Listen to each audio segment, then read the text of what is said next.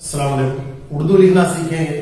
तीसरे पार्ट में हम हरूफ की दर्जाबंदी के बाद हरूफ के अज्जा को देखते हैं। देखिए, इंग्लिश में कैपिटल लेटर्स, स्मॉल लेटर्स होते हैं। इसी तरीके से हरूफ ताजी के बाद ये जो हरूफ के अज्जा हैं ये स्मॉल लेटर्स यानी असल हर्फ की बदली हुई शक्ल। यहां पर नामुकम्मल शक्ल होती है यानी आधी शक्ल होती है। इसको जुज कहते हैं, इसके टुकड़ा कहते हैं, इसलिए हर्फ का टुकड़ा। इस तरह आप कैपिटल ए का स्मॉल ए इस्तेमाल करते हैं लफ्ज लिखने के वक्त। इसी तरीके से उर्दू में आप मुकम्मल बे के बजाय इसके टुकड़े को इस्तेमाल करेंगे। ये टुकड़ों में अज्जा में ये इब्तिदाई शक्ल है, ये और ये किसी लफ्ज के दरमियान में आने वाली शक्ल है, और ये किसी लफ्ज के ई से पहले आने की शक्ल है, ई से पहले आने वाली शक्ल। इस तरह तमाम अशकाल को बताया जाता है। देखिए जो इसमें तो नहीं है, अलिफ दाल डाल जाल रेडे जेशे वाव नहीं है, क्योंकि उनके दूसरे होते हैं। उन सब को छोड़कर बाकी जो है वो यहाँ पर मौजूद। देखिए बे की चार शक्लें हमें दिखाई जा रही है। इस तरह पे टे से सब सेम रहेंगे, एक जैसे रहेंगे। जीन की इब्तिदाई शक्ल, दरमियानी शक्ल, आखिरी शक्ल।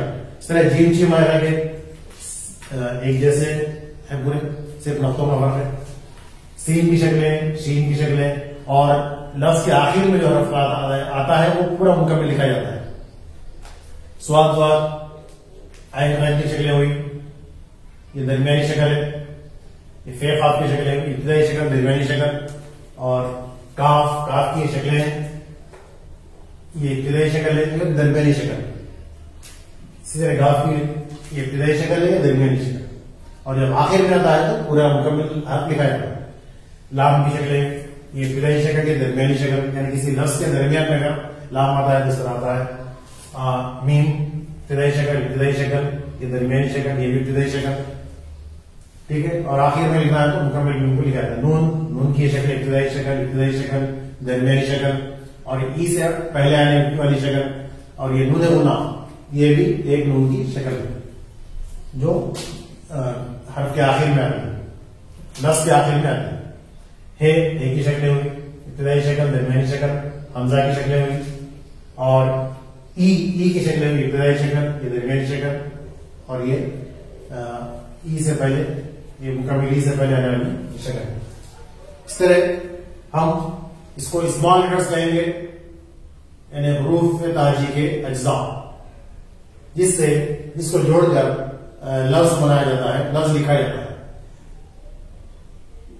लफ्ज लिखने को तरकीब कहेंगे हम। मिसाल, यहां पर कोई लफ्ज लिखना है,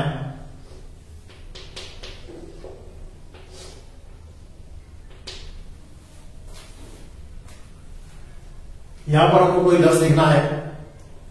देखिए तो हम इसको किस तरह जोड़ेंगे और उसको किस तरह जो है हम बनाएंगे। हरूफ को जोड़कर लिखने वाले लफ्ज के काम को कहा जाता है अल्फाज की तरकीब।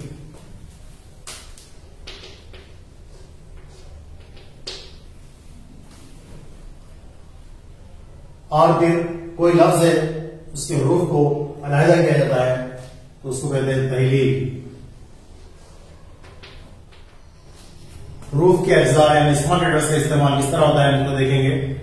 मिसाल के तौर पर हम एक लफ्ज लेते हैं और उसको तरकीब देते हैं तेलंगाना। लफ्ज सुनने के बाद उसको जो हरूफ आते हैं उसको हरूफ को लिखेंगे। ते, लाम, नून, गाफ, अलीफ, नून, हे का झटका, हे।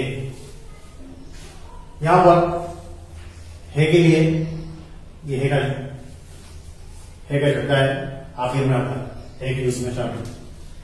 ते की शक्ल, लाम की शक्ल, नून की शक्ल, गाफ की शक्ल, अलिफ, फिर नून की शक्ल, हे का झटका। यहां पर हमने इन अज्जा को लिखा है। अब इन अज्जा को हम जोड़ते हैं। ते, लाम, नून, गाफ, अलिफ, यहां तक ये जुड़ेगा। तेलंगाना, ये नून है का।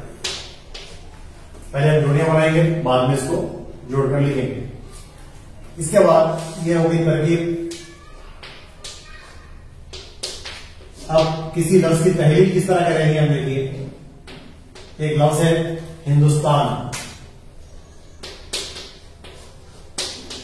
इसकी तहलील करना है तो हम देखें इसके जुज लिखेंगे। ये हे का जुज हुआ, ये नून का जुज हुआ, दाल, वाव, सीन, ते, अलीफ, नून।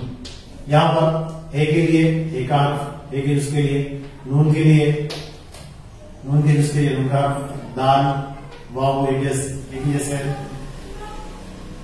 वाव के जैसा होगा, दाल के जैसा दाल है, और ये सीन की शक्ल का सीन है, ते अलीफ है, नून।